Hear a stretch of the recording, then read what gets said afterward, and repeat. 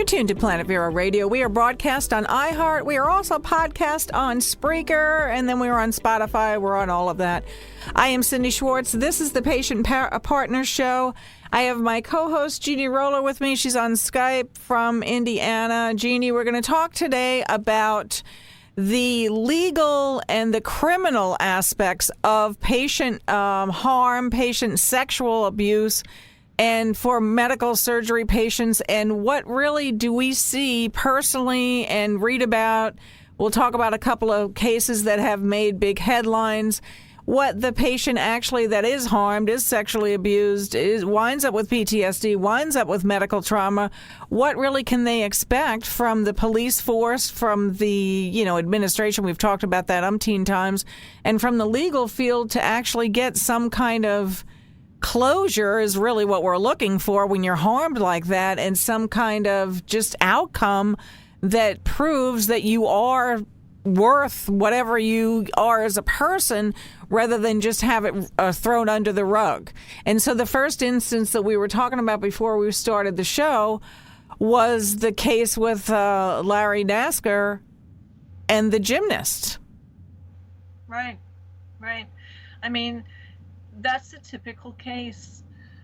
And there had to be hundreds and hundreds of victims, and the four young women, I believe it was four, that testified last week about their testimony being taken by the FBI in the summer of 2015 and put on a back burner, meaning that the agency failed to act upon any of the information they had given them on Nassar's conduct for more than 17 months. And that happens so many times. When my husband filed reports about his sexual abuse and his medical abuse, everyone failed to act on it. And I'm sure it was the same in your case. No one acted on it. That's the case of many, many people. Mm-hmm.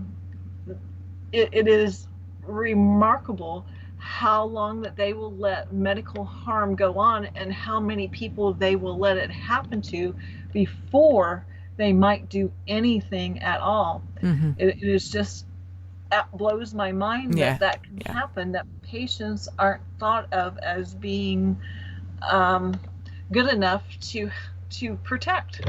Right. And we also talked about, too, that it always seems to be that if it's a person of notoriety and it happens to them, then things get done because the buttons get pushed and the whistles get blown and all of that kind of thing. But if it's your average person, your average Cindy, your average, John, your average Mary, whoever you want it to say, we're just swept under the rug. It doesn't matter. It didn't really happen to you. Did you think that you really saw that? Did you feel that happened to you? Because don't forget, patient, you were drugged up. So what you're saying really isn't valid. And that we've all heard this so many times, and we've talked about it so many times on the show, that why are those buttons pushed when it is somebody that people know, that people recognize, but it's not for the average citizen.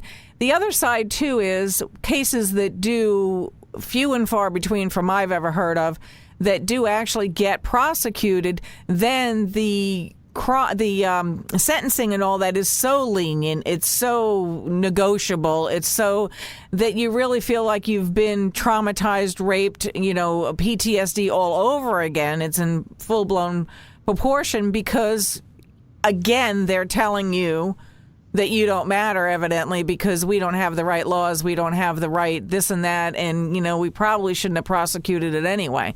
And we're talking about in the case with the gymnasts, the FBI. Right.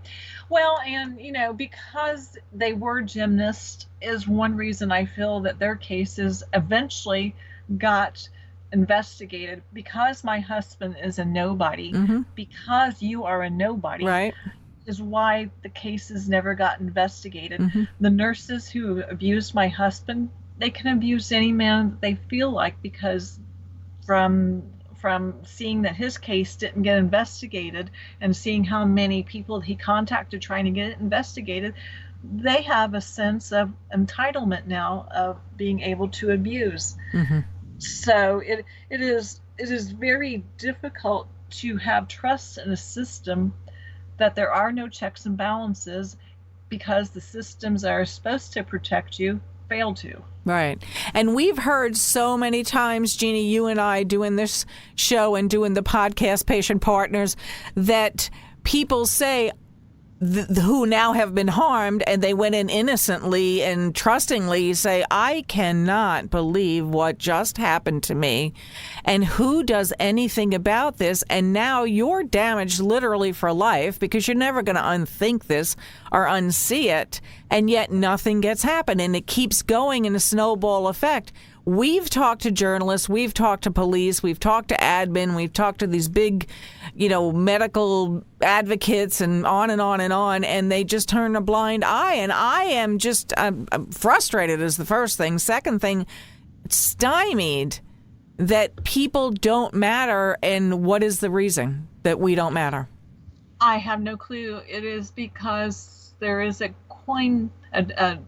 phrase that has been coined. It's called white coat worship, and that seems to be society. They especially if a nurse is involved, they do not want to accept that nurse can sexually harm a patient. Mm-hmm. If a doctor does it, is more likely to be investigated, especially a male doctor. But for females in the medical field, investigation against them rarely happens. Yeah. And the sad thing about it is we've had actually so many men on this show that have said that this has happened to them, and it's like they're just talking to the wallpaper. It is, because it seems to be acceptable behavior. I think one problem is years and years ago, patients' dignity was always considered. Patients weren't exposed unnecessarily. Mm-hmm. In today's society, in today's medical world, it's get things done the fastest way you can get it done. Patients become objects, and it doesn't matter. So many patients spend so much time being naked Mm-hmm. that no one takes notice that there's something else going on. Mm-hmm. And it's not really, for the listeners, it's not really, and I don't want to say just that the patient is stripped naked. It's the whole scenario. It's the whole context of everything. They ignore you, they strip you naked, they fill you with drugs, they slap you awake. It goes on, and people will say, oh yeah, well, they used to do that too to so-and-so. What are you worried about? And just go along with it. Really? I mean, is that really what we need to do?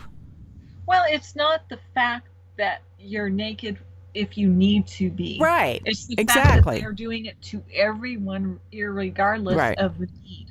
And that is what creates this atmosphere of people are objects. So if we mess with an object or we hurt an object, it really doesn't matter because there's another object to take its place. Right. Well, that's really the bottom line of what we've heard and seen and experienced is that your number, the first thing is what's your date of birth, the second thing is what's your insurance company.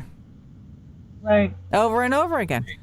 Over and over again. So what is it that's going to break this open? And we did all hope that some of these states that have signed now the informed pelvic exam consent would at least give a thread or a shred of validity to what we're saying is this has happened. So now you know that these pelvic exams were arbitrarily given to willy-nilly to anyone, male, female, whatever. So the instance exists that it has happened. So why can't you believe this other stuff happens? Right. And that's the thing. Why people cannot believe that even in the medical profession, there are those who will sexually abuse, Mm-hmm. who will commit other medical crimes. We believe it in other professions, but for some reason, the medical profession gets an exemption from this. Yeah, I just, it's mind-boggling. We're going to talk more about it. I want to say a huge thank you to Misty Roberts also. She's one of our patient partners. She's at patientmodesty.org. Jeannie Roller, you are on Twitter at Rights for Patients. And I thank you again for another good discussion. We'll get more information for the listeners. If you want to contact us, go to Misty Roberts or go on your Twitter handle. And I want to say thank you for listening to Planet Vero, and please stay tuned.